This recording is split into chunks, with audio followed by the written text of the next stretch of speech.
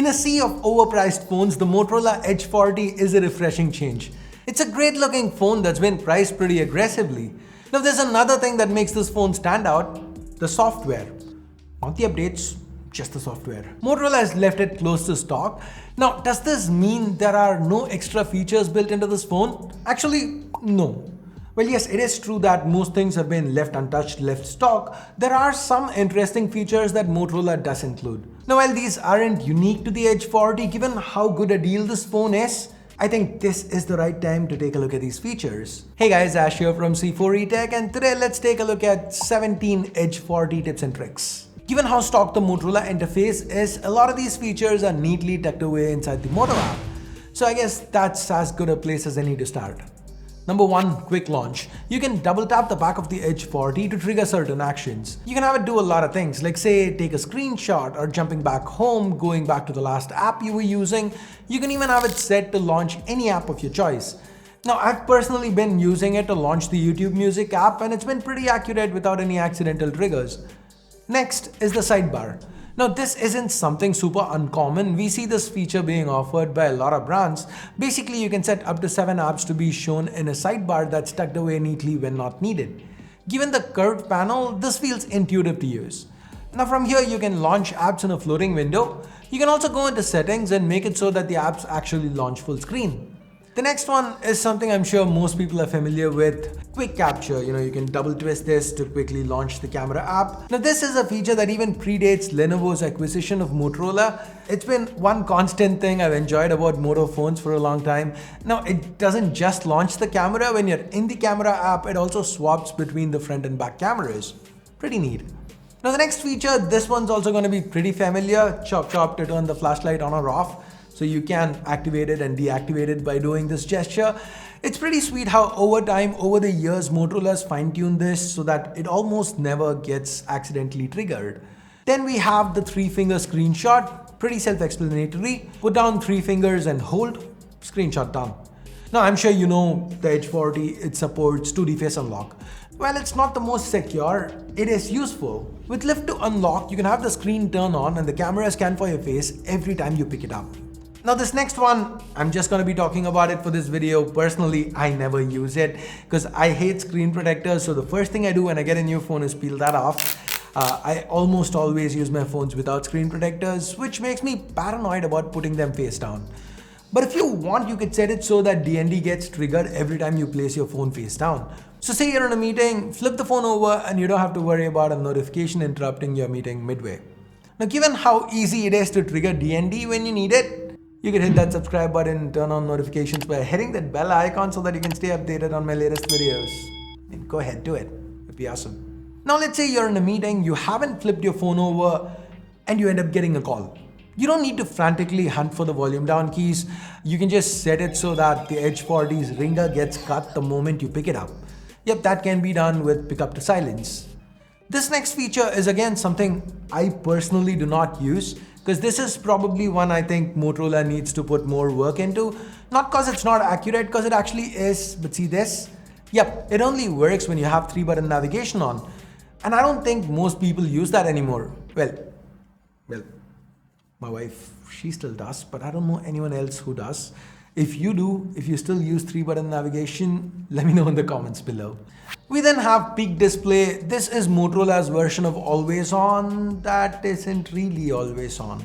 Anyways, it gives you a little bit of information, and from here you can do a lot of things. You can just press and hold to see what the notification was about, or you can just drag down onto the fingerprint scanner to open straight into the app. Next, we get to Secure Folder, the Motorola version. Here's where you can store separate instances of apps that do not share any information with the rest of the phone. So this is my WhatsApp. Say I want to have another WhatsApp away from prying eyes, for whatever reason that is, I can do that with Secure Folder. Every time I need to access this WhatsApp, I need to open the Secure Folder app, enter my password or pattern, and boom. Now, if you are even more paranoid, you can change how the Secure Folder icon looks.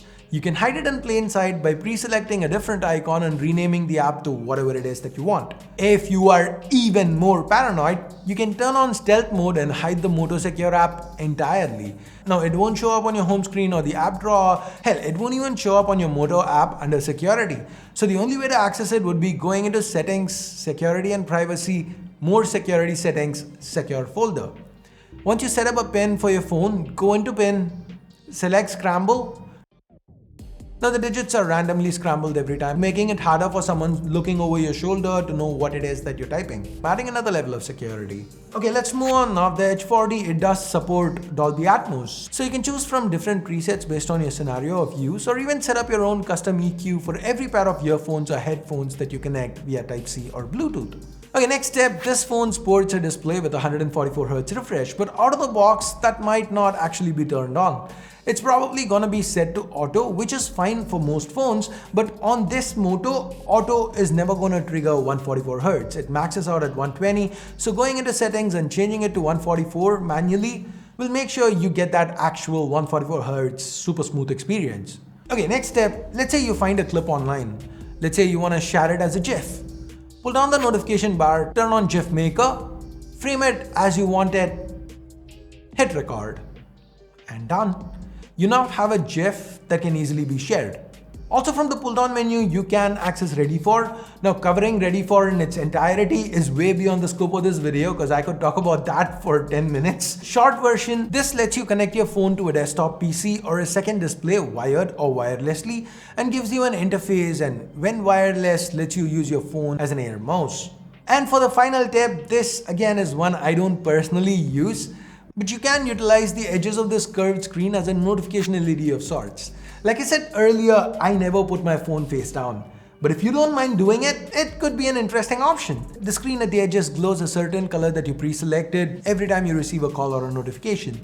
And that was tip number 17. But here are a couple of bonus tips. I'm sure you know the 50 megapixel shooter on the Edge 40 performs quite well. Now you can pull down and turn on active photos so that you get moving pictures. Tap and hold to see the short clip. The Edge 40 by default quad bends the sensor information to shoot 12.5 megapixel images. If you want the full 50 megapixel resolution, go on to more and you can select Ultra Res. Also, here's where you can choose dual capture for images or videos and spot color. This, in case you don't know, it lets you monochrome the entire image while keeping one color on. It can make for some interesting pictures. And with that, I guess we are at the end of this video. Is there anything new that you learned from this video? If yes, let me know what in the comments below. And would you like to see more of these kind of videos focusing on one phone? Again, your thoughts in the comments below. While you're down there, thumbs up, thumbs down based on whatever you felt about this video. Subscribe, turn on notifications, hit that bell icon if you haven't yet. And thanks for your time, thanks for watching. Until next time, my name's Ash, you've been watching C4E Tech, and I'm signing off for now. You guys have a great day. Bye bye.